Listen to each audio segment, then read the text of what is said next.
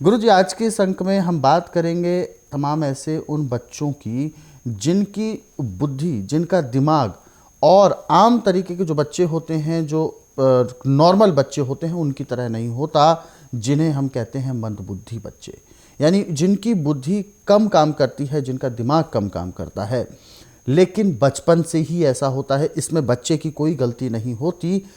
क्या इसमें गलती उस बच्चे की तो हम मानेंगे नहीं, क्योंकि वो बचपन से ही ऐसा है। और ऐसे में क्योंकि प्रकृति द्वारा दिया गया उसको ऐसा दिमाग है, तो इसको हम आम बच्चों की तरह कैसे कर सकते हैं, उसको हम कैसे ट्रीट करें, वो सारी बातें आज हम आपसे जानना चाहेंगे। मंद बुद्धि बच्चा वो पैदा होता है जब माँ के गर्भ में 3 महीने का बच्चा हो जाए और वो ठंडी चीज़ों का सेवन ज़्यादा करे। तो जैसे पसीने के ऊपर हम ठंडा पानी पी के हमें जुकाम हो जाता है, या गर्म जगह से एकदम ठंडी जगह में जाके जुकाम होता है, ऐसे बच्चे के दिमाग में जुकाम जैसा एक किस्म का नज़ला जम जाता है। जब दिमाग के अंदर नज़ला जम जाए तो उसकी जो याददाश्त है वो तो बिल्कुल समाप्त के समान समझो, परंतु फिर उसका जो शरीर है वो भी पूरा डेवलप नहीं करता और उसकी समझाने की, समझने की शक्ति भी एक किस्म की गुल हो जाती है। और यहाँ तक कि सुनने में भी फ़र्क पड़ता है, बोलता भी नहीं है, क्योंकि अंदर से उसकी जो जागृत शक्ति है वो सारी समाप्त हो जाती है। ये सिर्फ माँ के गलत खान पान से है। फिर दूसरा इसका साइड इफ़ेक्ट पड़ता है कि इसको आयरन की गोलियाँ खिलाते हैं और बी कम्प्लेक्स खिलाते हैं। ये भी उस बच्चे के साथ एक चीज़ जायज़ती है। हमें जब बच्चा गर्भ में चले जाए तो सबसे पहले तो यह है कि जैसे पता लग गया कि मुझे गर्भ रुक गया है, तो औरत को 2 चीज़ों पर ख़ास ध्यान देना कि एक तो बेटाइम में खाना नहीं खाना, टाइम का खाना खाए। खाना खाते समय 2 गिलास गर्म पानी, लहसुन, प्याज, अदरक का रस मिला के पीती जाएगी। ना उसको किसी चीज़ की कमी पड़ेगी, ना बच्चे को कमी पड़ेगी, और बच्चा बड़ा स्वस्थ जन्म लेगा। नॉर्मल डिलीवरी के लिए जब 7.5 महीने का गर्भ पेट में हो जाए तो 1 चम्मच हल्दी, 4 चम्मच शहद में मिला के सुबह और इतनी शाम को लेते हैं। ऊपर से 1 गिलास गाय का दूध शहद मिला के पीती हैं।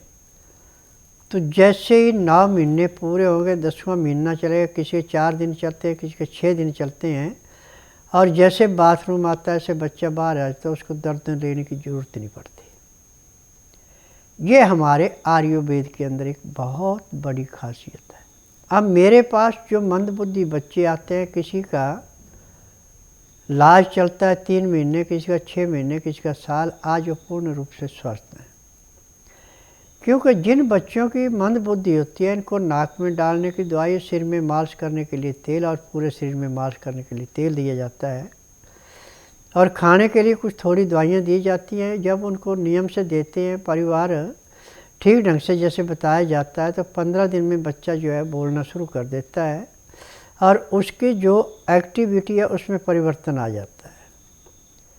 और पूर्ण स्वस्थ होने पे बच्चे की मेमोरी दिन दुगने रातें चौगुनी बढ़ती है। जो एक बार चीज़ उसको बच्चों को बता दी वो ऐसे परमानेंट याद हो जाती है जैसे पत्नी कितने सालों से इसको जानता है। परंतु एक बात पे ध्यान देना कि आजकल औरतें सबसे ज़्यादा पैंट पहनना ज़्यादा पसंद करती हैं, सलवार नहीं पहनती। और जहाँ नाड़ा होता था वहाँ पे प्लास्टिक पहन रही है। इससे भी बच्चे के ऊपर बहुत बुरा असर पड़ रहा है। क्योंकि मैं नारी हकीम हूँ, जो मुझे नब्ज में चीज़ मिलती है मैं साफ कह देता हूँ, मैं पर्दा नहीं रखता। मेरा काम है चोर को मुंह पे चोर कहना। आज चाहे आप एलोपैथिक लें, चाहे आयुर्वेद लें, चाहे यूनानी लें, चाहे होम्योपैथिक लें, चाहे नेचुरल का, मशीनों से टेस्ट करके जो मशीन बताएगी उसी रोग की दवाई दी जाती है, दूसरी दवाई नहीं दी जाती। उस दवाई से जो उन्होंने थ्योरी पढ़ रखी है कि इस बीमारी के लक्षण ये हैं, तो ये दवाई जो है इसको काम करेगी, परंतु ये नहीं पता उनको कि रोग को जड़ से काटेगी और रोग को दबाने का काम करेगी। परंतु मैं नाड़ी हकीम हूँ, मैं मशीनों से टेस्ट नहीं करता। जब रोगी मेरे पास आता है रात्रि 10 बजे तक खा पी के दातन कूड़ा करके बड़ी इलायची मुँह में रख के चूसता रहता है, सुबह 9 से 10 के अंदर अपना नामकरण कराता है, 10 से 12 में नाड़ी परीक्षण करता हूँ। नाड़ी परीक्षण में पैर के तलुए से सिर के बाल तक की MRI, CT scan, x-ray, ultrasound, ECG, sonography सब कुछ 5 सेकंड में हो जाते हैं। फिर 5 सेकंड के बाद उनको बताया जाता है कि आपको ये तकलीफ़ है, इतनी पुरानी है, ये इसकी दवाइयाँ हैं। बाहर मैंने परहेज लिखे हैं, परहेज कर सकते हो दवाई ले लो, परहेज नहीं कर सकते दवाई मत लेना। अब जो परहेज के लिए रजामंद होता है, परहेज करता है, उसको दवाई देते हैं, तो जिस दिन वो आता है उसी दिन उसके रोग में कम से कम 10 से 15% की कमी आ जाती है। और जिसका भाग अच्छा उसको 35-40% भी पहले दिन कमी आ जाती है। तो यहाँ की दवाइयाँ किसी को 15 दिन, किसी को महीना, किसी को 1.5, किसी को 2 खिलानी पड़ती, सारी उम्र दवाइयाँ नहीं खिलानी पड़ती। जैसे रोग समाप्त होता है दवाई बंद हो जाती है।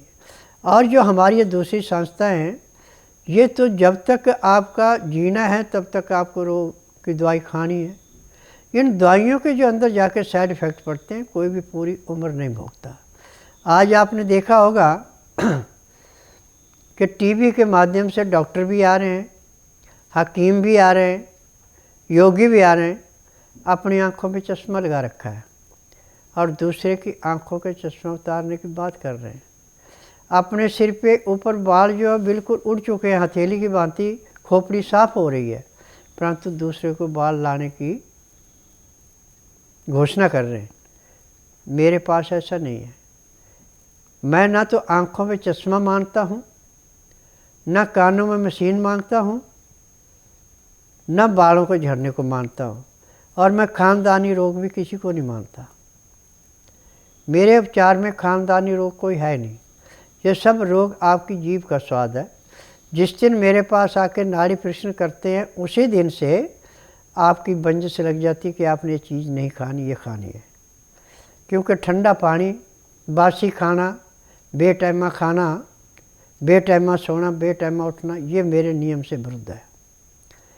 दिन का खाना 10 से 12 के अंदर है, रात्रि का 6 से 8 के अंदर है। खाना खाते समय 2 गिलास गर्म पानी, लहसुन, प्याज, अदरक का रस मिला के पीना अति आवश्यक है। उसका नियम है 2-4 गिराई खाना खाया, 2 घुट पानी पिया, फिर 2-4 गिराई खाना खाया, 2 घुट पानी पिया। पानी पीने में, खाना खाने में पूरा 1 घंटे का समय लगाना जरूरी है। फिर दातन कूड़ा करके 5 मिनट मंडूक आसन बैठना अति आवश्यक है। दिन का टाइम है तो 10 मिनट घूम के आधा घंटा सो लें।